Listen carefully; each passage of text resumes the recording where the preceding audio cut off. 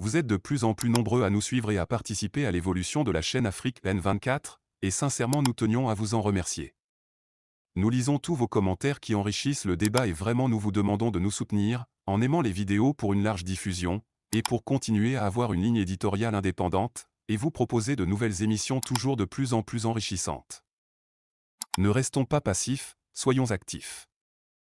Merci et à bientôt. Sénégal. Un décret fantôme met en cause le président Macky Sall.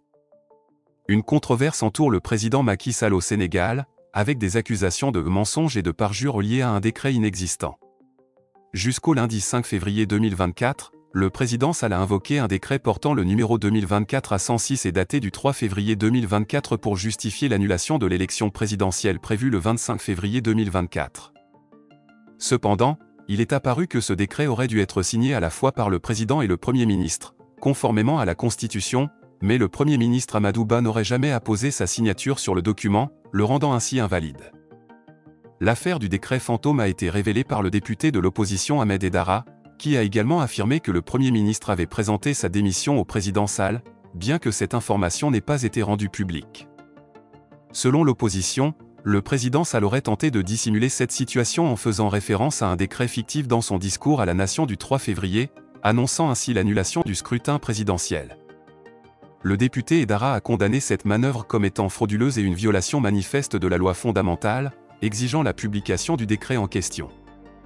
En réaction à cette controverse, le candidat à la présidentielle, Malick Gakou, a saisi le Conseil constitutionnel, l'organe chargé de garantir la régularité des élections, pour demander la poursuite du processus électoral. Il a qualifié la décision du président Sall d'unilatérale et anticonstitutionnelle, portant atteinte à la souveraineté du peuple sénégalais. Il a appelé à la mobilisation de tous les acteurs politiques, de la société civile et des citoyens pour défendre la démocratie et l'état de droit. La décision du président Sall a suscité la colère et l'indignation de nombreux Sénégalais, qui ont manifesté dans les rues pour s'opposer à ce qu'ils considèrent comme un coup d'État constitutionnel. Des affrontements ont éclaté entre les forces de l'ordre et les manifestants. La situation reste tendue dans la capitale Dakar, où les députés doivent voter une loi visant à valider l'annulation de l'élection présidentielle. Les partisans du président Sall ont justifié cette mesure en arguant de la nécessité de résoudre une prétendue crise institutionnelle, tandis que les opposants au président Sall ont dénoncé une manœuvre politique visant à prolonger un mandat illégal, qualifiant cela de coup d'État constitutionnel. Likez la vidéo si ce n'est pas déjà fait.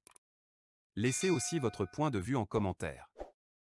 Abonnez-vous et cliquez aussi sur la petite cloche de notification pour ne rien rater de nos prochaines vidéos. N'oubliez pas de partager aussi la vidéo et de la liker.